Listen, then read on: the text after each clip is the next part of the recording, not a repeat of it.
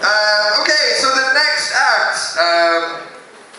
Give it up. Come on, start clapping. Come on, come on, come on. You can do better than that. Come on, come on, come on, come on, come on, come on. What is Bekasi?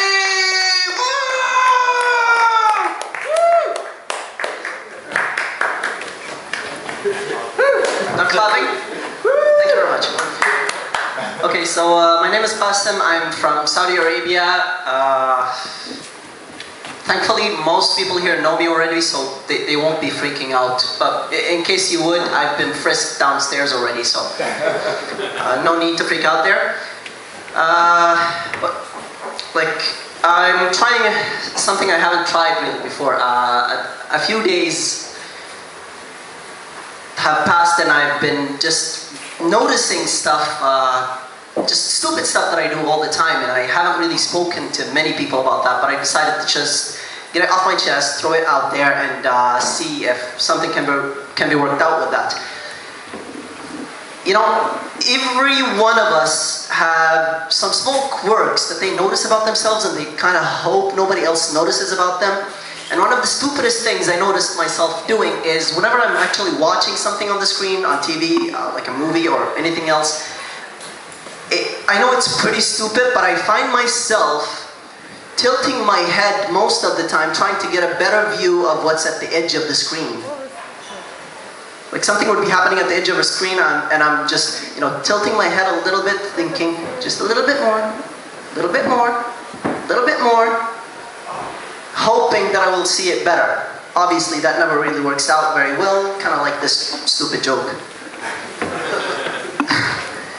Another thing, one of the things that I found really irritating about myself is that I don't like to use public baths, or even what's even worse is I don't like to use baths in my friends' places. Like, I find myself trying to hold it for 2 or 3 hours just so that I don't have to go to the bathroom, and whenever I do go, I find myself turning on the water taps just so that nobody can really tell what I'm doing in there. I actually do that, by the way. I actually do that, yeah. Seriously do? Yeah, when I have a shit, I do that, yeah. Even if it's a piss, man, I just have to do that. Yeah, I do the same. Like, I have to turn on the water taps to disguise whatever the hell I'm doing in there. I can't take a piss unless I know for sure nobody's listening outside. And what's even worse is if it's a shit, and the thing I find myself, the thing that I'm obsessing over as soon as I walk. Man, that was wrong. Somebody just walking in with me talking about pissing and shitting. Okay. Sorry there.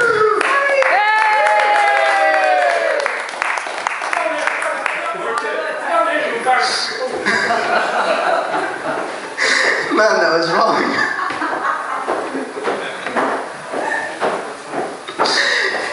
Yeah, but what happens is, if I really have to go, and the worst thing is if I knew I had to take a shit, because let's face it, where I come from, we love spicy food, and that never works out very well when you're at a friend's place.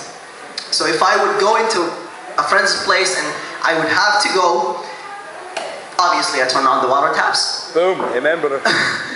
And when I walk out, I'm just praying to God, oh please God, let nobody walk into this bathroom for the next 15 minutes. I'll let that sink in for a moment. No pun intended. But if it ever happens, and like it's a lot easier, I'll put it into perspective. It's a lot easier to go to a public bath because you'll be walking away minutes after, and you'll never have to look somebody in the eye after knowing that they use the same toilet as you minutes after. But if you're at a friend's place, you find yourself sitting there praying that nobody would use the toilet, and the moment somebody would just stand up, I'm going like, no, no, no, no, no, no, no, no, no, please, not the toilet, not the toilet, not the toilet, please God, please, please, please, please, please, please. And thankfully they would be just pulling something out of their pocket, and I was like, yes, safe. 2 seconds later, they are walking to the toilet. Which is a shitty situation, just like the one I'm finding myself in right now. something that I do and that always makes me look like a douchebag is whenever I'm talking to somebody from another country, and obviously I'm not from here, so I can relate to that, which hopefully makes me seem a little bit less of a racist bastard, is that whenever I'm talking to somebody and I notice they have a heavy accent, I start talking in their accent thinking it would make them understand me better. Obviously that only makes me look like a racist bastard, like I said before. So it doesn't work very well. Another thing is, I complain a lot about how most people think I'm gay, or assume I'm gay most of the time, but Really? after... I didn't pick up on that at all. You're like the first girl to actually say that she didn't think I that. have a really good gay radar and no, nothing. Well, you are actually, you're really good because I'm not. Yeah, but I throw right. people off. So I got another bottle of wine for that. You'll have to talk to John, Dermot, or Declan. Where is Declan? Yeah. John, hook me up. Hey, you're a co-founder, man. Yeah, another one. Encore. Yeah, but what happens is a lot of girls think I'm gay, and a lot of guys think I'm gay as well. But after thinking about it, yeah, I've had guys hit on me, yes. I've been offered one-night stands by guys. And, it's not funny, John. That's actually sad. It was John, wasn't it?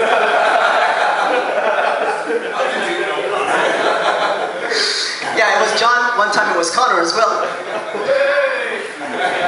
No, not really, but in another way. He knows.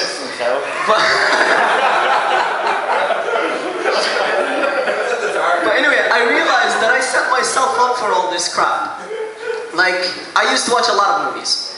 And I'm crazy about chick flicks, okay? I'm a guy and I'm crazy about chick flicks. There you go.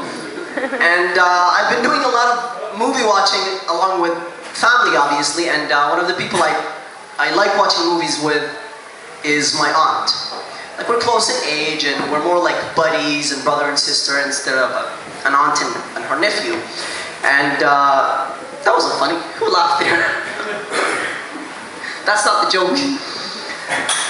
And like, we'd be watching something like that and something would happen, something that's supposed to be like, you know, melodramatic, something tragic happens or whatever, and my aunt would just turn to me and I have tears in my eyes and my voice is breaking down. She'd be like, "Are you crying?" And I'm like, "No! This room is so dusty. Why do you have to keep the window open? Damn dusty rooms." And that's when even my aunt would go ahead and call me gay. So when your own family call you gay, it's you wouldn't expect anything else from others. And like, So I sorry.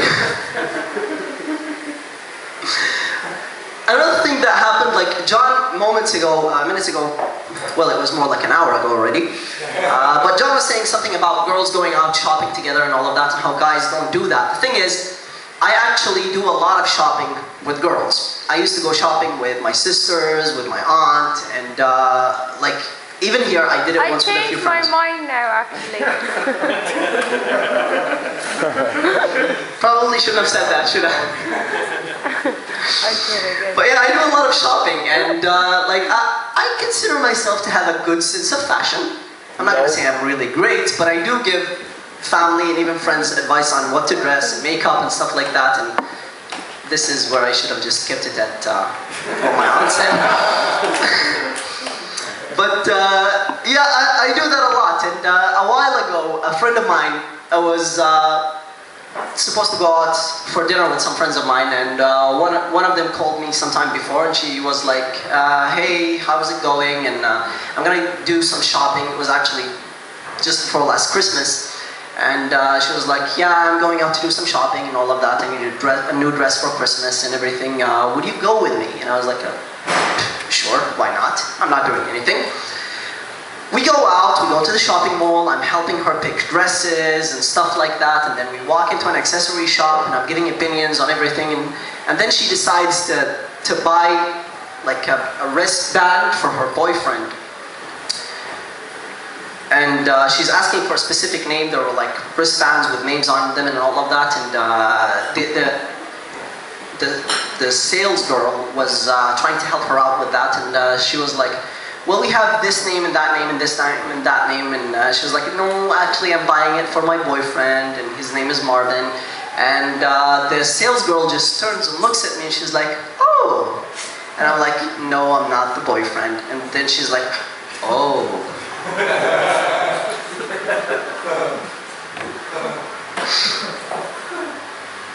So basically that was my life for a while now. The thing is, even the girls who know me would still assume those things about me. The same girl I was helping in doing shopping, she knows I'm straight, she knows I'm not gay, she knows I'm as straight as hell. I've never had any gay experiences in my life. And like, she wasn't from here, she was packing to leave to go back home a while after, and I was helping her pack. We were really good friends, and she had a few things that she wasn't going to take with her. She was getting rid of them, she didn't need them, or she couldn't take them with her back home, and she's giving away stuff. What was I offered? A pack of tampons. True story, by the way. And that's the saddest part. It's actually a true story. Another girl I've known for like 5 years at the time, and yeah, we've been talking every day. We've been together every day for the last 5 years or something, and you know, we're talking non-stop for 5 years or something. And one day she just goes, you know what? I'm sure I can shave your facial and body hair, put you in lingerie, make you strike the most embarrassing pinup poses, take pictures and videos, publish them on YouTube, and you would not mind not one bit. In fact, you'd like it, you little bitch.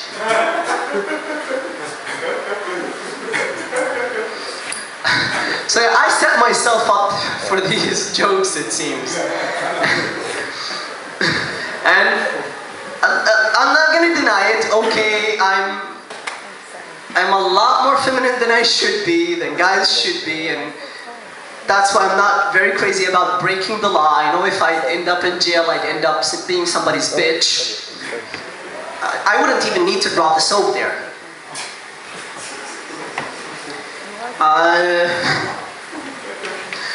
But yeah, that's just me, and I'll just leave you with one last thing. You know, growing up where I grew up, it's not really easy to be the feminine one in a family. Like, there were two opinions about me in the family. One of them was my father's and every other man in the family. And that was, we're ashamed to call him family. My dad was like, I have no son! You bring shame to me! And there's like my mom, my aunts, and you know, all the girls in the family who think I'm just so sweet and nice and everything and all of that, and they think that I'm gonna make some girl a happy woman someday and all of that shit. But at the same time, they can't help but think that most likely I'll be the one wearing the skirt of the family. I'm gonna be the one bending over for the most part. And because of that, I ran into a lot of troubles with my dad. Okay, my dad's been really harsh with me. He's a man's man, you know. He's really strict and all of that. And he had this philosophy while raising his kids. And me being the first, I had to go the worst of shit you could ever imagine.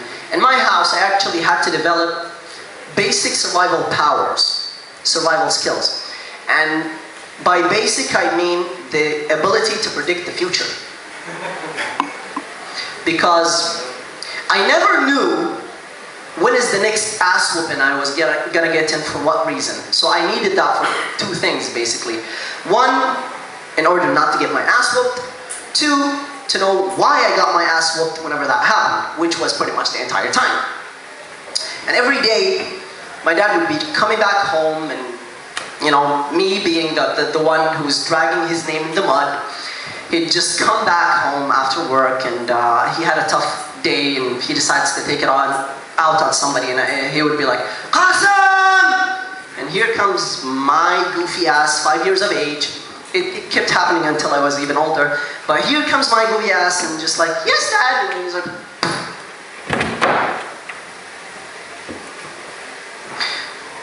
what was that for?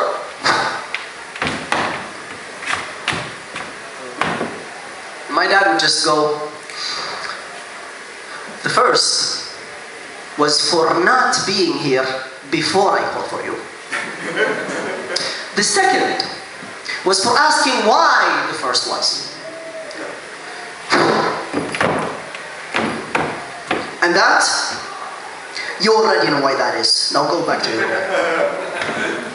That was basically every day of my single freaking life. So for me to be this messed up and to be this misunderstood is just a result of all of what's happened.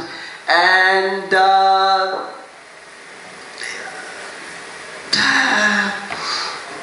I'm out of words right now, and I guess there's nothing weird about